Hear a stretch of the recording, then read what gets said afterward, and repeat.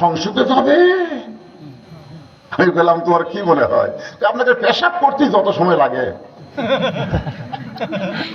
ঠিক মতো জুব্বা সামাল না দিলে জুব্বা নাপাক হয়ে যাবে। আপনার টুপি সামলাবেন, পাগড়ি সামলাবেন, জুব্বা সামলাবেন না দেশ সামলাবেন? অনেকে তাচ্ছিল্য করে আমাদের বলে জাগাত ফেতরা খেয়ে মৌলবি হচ্ছে, এখন আবার এমপি হবার চায়। বাবা রে, হুজুর মসজিদে আছেন এটাই ভালো, খামা খা সংসদে যাওয়ার চান কেন? আল্লাহর কোরআন নিয়ে মসজিদে থাকেন, মাদ্রাসায় থাকেন। আমরা আপনাদের জাগাত ফেতরা দিয়ে আপনাদের রেজেকের ব্যবস্থা করব, খামা খা। আপনারা বলেন তো হয়তো উমর যখন অর্ধ পৃথিবীর খলিফা ছিলেন তখন কি মাথার টুপি খুলে ছিল? আমি এখন অর্ধ পৃথিবীর খলিফা, আমার টুপির দরকার নাই। উমর ফারুকের মুখের দাড়ি কাম আছে? কথা কয় না, কাম আছে? উমর ফারুক কি টাইট পোশাক পরছে? নবীর সুন্নাত অনুযায়ী আল্লাহর কোরআন দিয়ে গোটা পৃথিবীর বাংলাদেশের মতন ৯৬ দেশকে তিনি পরিচালনা করেছে। ধরেন সুবহানাল্লাহ। বাংলাদেশের মতন কয় দেশ? ৯৬ দেশ তিনি পরিচালনা করছেন। হযরত ওমর যখন কোরআন দিয়ে রাষ্ট্র পরিচালনা করতেছিলেন ওই সময় হযরত ওমর হলেন নেতা। জোরে বলেন কি নেতা? আরো জোরে নেতা। নেতা। আল্লাহর কোরআন দিয়ে যখন বাংলাদেশ চলবে তখন নেতারা কেমন হবে? এখন তো আপনার নেতা দেখতেছেন সব নেতা আমাকে টাকা মারা বিদেশ পাচার করছে, ঠিক কিনা? ৯৩ বিলিয়ন ডলার হিসাব করছেন। বাংলাদেশে ঋণ আছে ৯৪ বিলিয়ন, আর এরা পাচারই করছে ৯৩ বিলিয়ন ডলার। এখন হযরত ওমর আল্লাহর কোরআন দিয়ে রাষ্ট্র চালায়, সে ওমর কেমন নেতা? ভবিষ্যতে বাংলাদেশে যদি কোরআন দিয়ে রাষ্ট্র চলে আমরা কেমন নেতা পাবো এটা একটু দেখার দরকার আছে না নাই? দরকার আছে না নাই? আমরা তো দেখলাম ৭১-এর পরে বাপের দেশ, তারপরে দেখলাম ভাইয়ের দেশ, তারপরে আবার কি দেখলাম? কি দেখলেন আপনারা? চাচার দেশ। চাচা বোঝেন না? ভাই মানে জিয়াউর রহমান, চাচা মানে এরশাদ। তারপরে আমরা দেখলাম ভাবি, নানির দেশ। তারপরে আবার দেখলাম ওই বাপের মেয়ে, তারপরে দেখলাম ভাবি, তারপরে ভোট পাক আর না পাক ১৫.৫ বছর ওই মেয়েটা আমাদেরকে শাসন করলো, শোষণ করলো। ৫৪ বছর আমাদের দেখা শেষ। আগামীতে আমরা দেখবো আল্লাহর কোরআনের বাংলা। কারা কারা দেখতে পারছেন? দুই হাত তুলে আল্লাহর একটু দেখান। লিল্লাহি তাকবীর। হাত নামান। রাসূল বলেছেন মান সাআলাল্লাহু তাআলা আশ-শাহাদাতা বিসিদকিন বাল্লাগাহুল্লাহু মানাজিলাশ শুহাদা ওয়া ইম্মাতা আলা ফিরাশিহি। রাওয়াহুল বুখারী কিতাবুল মাগাজি। এই যে আপনারা হাত তুললেন, এই যে আপনারা নিয়ত করলেন, আশা করলেন, আপনাদের আশাকে আল্লাহ আশাহত করবে না। কি মনে করতেছেন? এই টুপিওয়ালারা খালি এক হলেই কাম। আর এই পিসা বুঝলে একটু চিন্তা হয়, বলছেন অন্য কোনো চিন্তা নেই। পিসা বুঝলে একটু চিন্তা। আজকের মহাবারের সভাপতি যিনি, তিনি ওই দল করেন। হুজুরের কিনা একটু চিন্তা হয়, উনি আবার আকীদার দোহাই দেয়া ঐক্য গ্রহণ করতে চায় না। আমাদেরকে এক হওয়ার দরকার আছে না নাই? দরকার আছে না নাই? আল্লাহর কোরআন দিয়ে যখন রাষ্ট্র চলবে, নেতা কেমন হবে? হযরত ওমর জুমার দিনে যখন মসজিদে খুতবা দিবেন, নাহমাদুহু সাল্লাল্লাহু রাসূলুল কারীম বলে যখন খুতবা শুরু করছে, ইতিমধ্যে এক সাহাবী দাঁড়িয়ে বলতেছে, আমিরুল মুমিনিন আপনার খুতবা শুনবো না। ওমর ফারুক বলেন আমার অপরাধ। বলে আপনার অপরাধ হলো আমাদেরকে খাটো পাঞ্জাবি দিয়ে আপনি লম্বা জুব্বা করে খুতবা দিচ্ছেন। আমাদেরকে খাটো পাঞ্জাবি দিয়ে আপনি লম্বা জুব্বা কোথায় পেলেন? এটা যতক্ষণ না বলবেন ততক্ষণ আপনার খুতবা আমরা শুনব। ওর হরক তাকায় দেখে ওই মানুষটা যে আমার লম্বা জুব্বা দিয়ে লোকমা দিল, একটা সাহাবীও ওমর ফারুকের দিকে নাই, সব ওর দিকে হয় মাথা নিচু করে। এমন সময় আব্দুল্লাহ ইবনে ওমর ফারুকের পাশে দাঁড়ায় বললেন, রে নবীর সাহাবীরা, তোমরা খাটো পাঞ্জাবি হলেও তো নতুন পোশাক পরে আজকে নামাজ পড়তে আইছো, আমার দিকে তাকায় দেখো আমার পরে নতুন কোনো কাপড় নেই। ওসমান গনি বলে, আব্দুল্লাহ, আজকে জুমার দিনে তুমি নতুন কাপড় না পরে এই পুরাতন কাপড় পরে কেমন নামাজ পড়তে আসলে? আব্দুল্লাহ বলতেছে, আমি যদি নতুন কাপড় পরতাম তাহলে আমার বাবার জুব্বা লম্বা হতো না।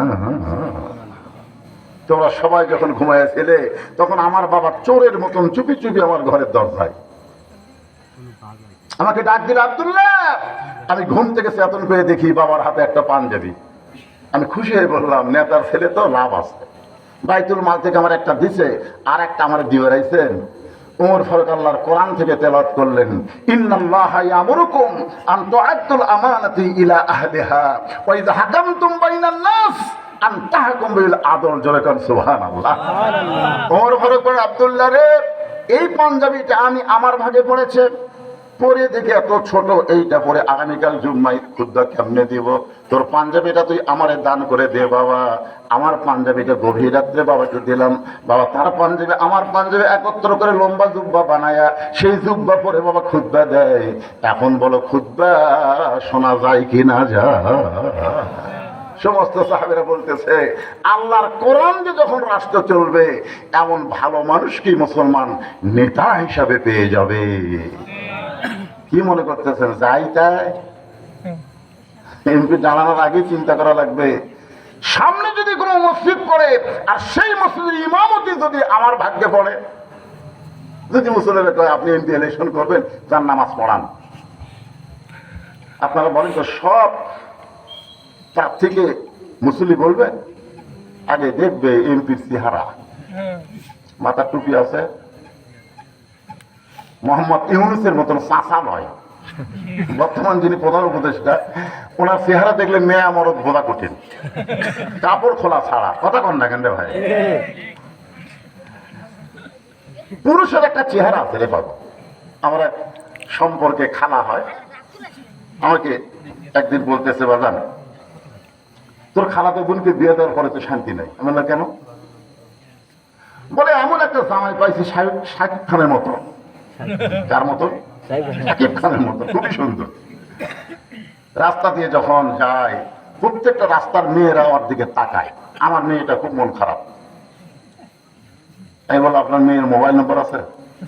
কল করে বললাম, খবর কি আপা? খুব বিপদ আছি হুজুর। আমি বললাম, তোমার স্বামীরে চাচা বানাও। যে ক্ষতি চাচা বানাও, ওর খানাও কয় না উজুবিল্লাহ, ওই কয় না। আমি কইলাম, পাগল, চাচা বলতে বলি নাই, চাচা বানাবার কিছু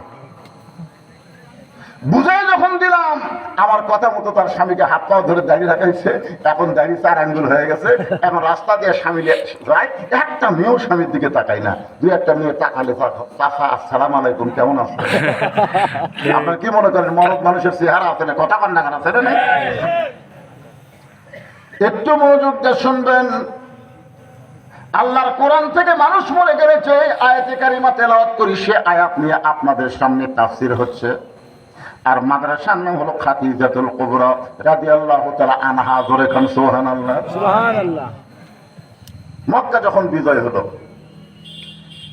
তখন মক্কার কিছু মুসলমান এবং নবীর সাহাবীরা একটা বিজয় মিছিল করার চেষ্টা করলো। বিজয় মিছিল, জোরে খান কি মিছিল? এমন সময় আল্লাহ তাআলা একটা সূরা নাযিল করলেন, ছোট্ট একটা সূরা, নাম হলো সূরা নসর। জোরে বলেন, নাম কি? ইযা জাআ নাসরুল্লাহি ওয়াল ফাত ওয়া রাআইতান নাসা ইয়াদখুলুনা ফী দীনিল্লাহি আফওয়াজা ফাসাব্বিহ বিহামদি রাব্বিকা ওয়াস্তাগফির ইন্নাহু কানা তাওয়াবা। আল্লাহু আকবার। আবু সাঈদ মারা যাওয়ার পরে, রংপুরের আবু সাঈদ, তো একজন কাছে গিয়ে বলতেছে, আবু সাঈদের স্মৃতিস্বরূপ একটা ভাস্কর তৈরি করব। কি তৈরি করব? আবু সাঈদের বাপ বলতেছে, এই 5ই আগস্টে কি দেখলাম?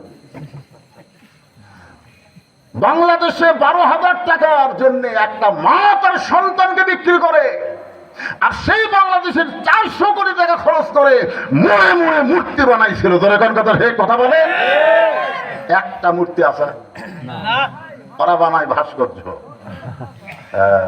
তাই রে, আবু সাঈদ কি করতো? ছাত্র জীবনে সে ইসলামী ছাত্র শিবিরের সাথে ছিল। আর বাবা কয় না, আমার ছেলে থাকবে মানুষের অন্তরে কোন মূর্তি ভাস্কর্য মুসলমান পছন্দ করে না। ধরে কথা বলে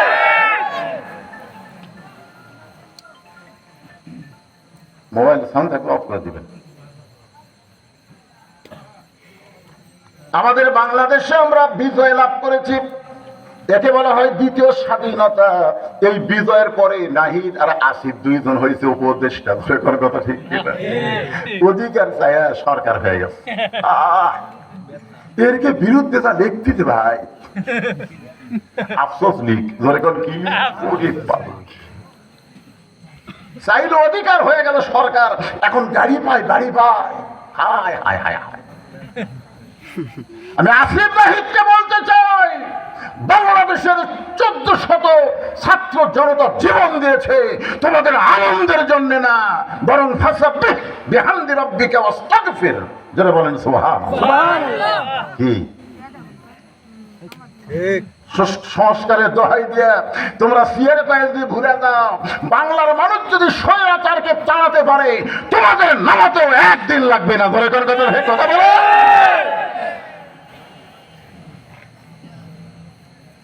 ইন্না লিল্লাহি ওয়া ইন্না ইলাইহি রাজিউন। একটা গান গাই। কোন বনেরই পাখি তুমি, আইলা রে কোন বনে, আবার কোন বনেতে যাইতে হবে পড়ছে নাকি মনে। তুমি কোথায় ছিলে, কোথায় আসলে, আবার কোথায় যাবা। গানটা আব্দুল আলিম গাইছে, তখন আমি বুঝতাম না, এখন বুঝি। এখন বুঝি। হ্যাঁ, মিশে মায়াই বন্দি থাইকা, মিশে মায়াই বন্দি থাইকা করলাম কত খেলা। পশ্চিমে তাকিয়া দেখো তোমার ডুইবা গেছে বেলা। এক পলকের নাই ভরসা, মিশে সকল আশা, কখন বুঝি দারুণ ঝড়ে ভাঙবে তোমার বাসা। এই বাসা মানে কি? বাড়ি। কি দেখেন, 5 তলা বানাইছি আর 1 তলা রড বাইর করে দিচ্ছে। কান্দের ফেরেশতা কয় শয়তান নিচে থাকা, নিচে থাকা। যতই তলা বানাস তোর বাড়ি 5 তলায় হবে না, তোর আসল বাড়ি হবে নিচতলা। ধরে কোন কথা ঠিক কিনা? ঘাট কাট করে কি দেখি, নিচের দিকে তাকা।